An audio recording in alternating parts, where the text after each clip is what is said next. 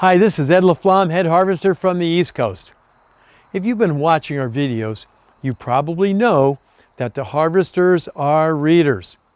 We believe that leaders are readers. I read at least one book a month and sometimes two. Now, when I say read, well, I cheat a little bit. I listen to Audible, but almost every day. Then if I really like the book, I'll buy it, I'll review the key points again, and see how I can apply it to both my life and my work. A couple of months ago, I was paging through Success magazine. I get that comes out about every other month. And I found an article about the classic books every business person should read.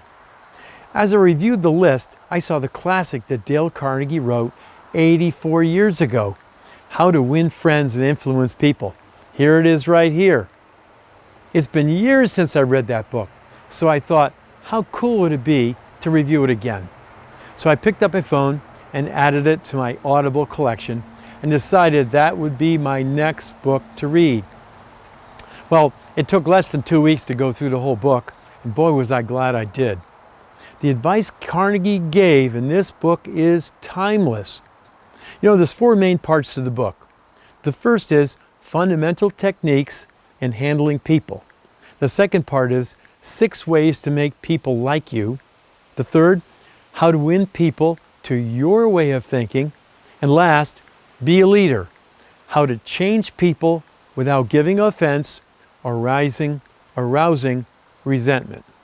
Carnegie delves deeply into many subjects, and one, of course, is criticism, how most people just don't like it.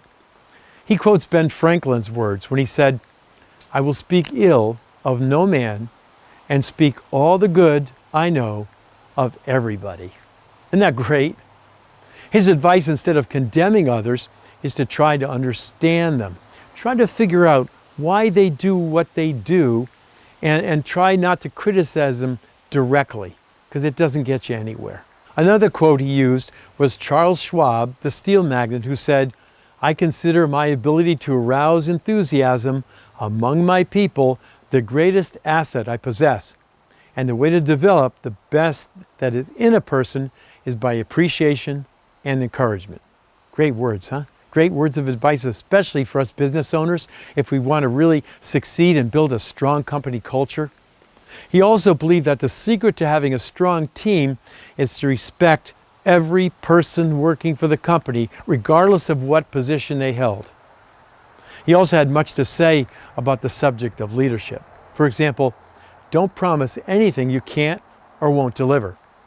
Forget about the benefits to yourself and concentrate on the benefits to the other person. Know exactly what you want the other person to do, and then ask yourself, what is it that the other person really wants? And try to match them together. All just great information. I'm so happy I reread this book.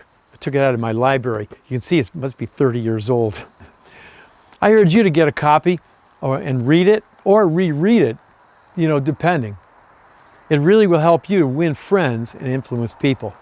Tell you what, I like the book so much, I'm going to give away one free copy from each of the 4 time zones in the US and Canada. Just email me with your name and address requesting a copy. And if you're the first in each of those time zones, you're the early bird like me, you're going to get a free copy. Now remember, leaders are readers. So set a goal to read books that will help you both personally and in your business so you can harvest your potential. This is Ed LaFlamme, head harvester from the East Coast, saying continue on, read, read, read.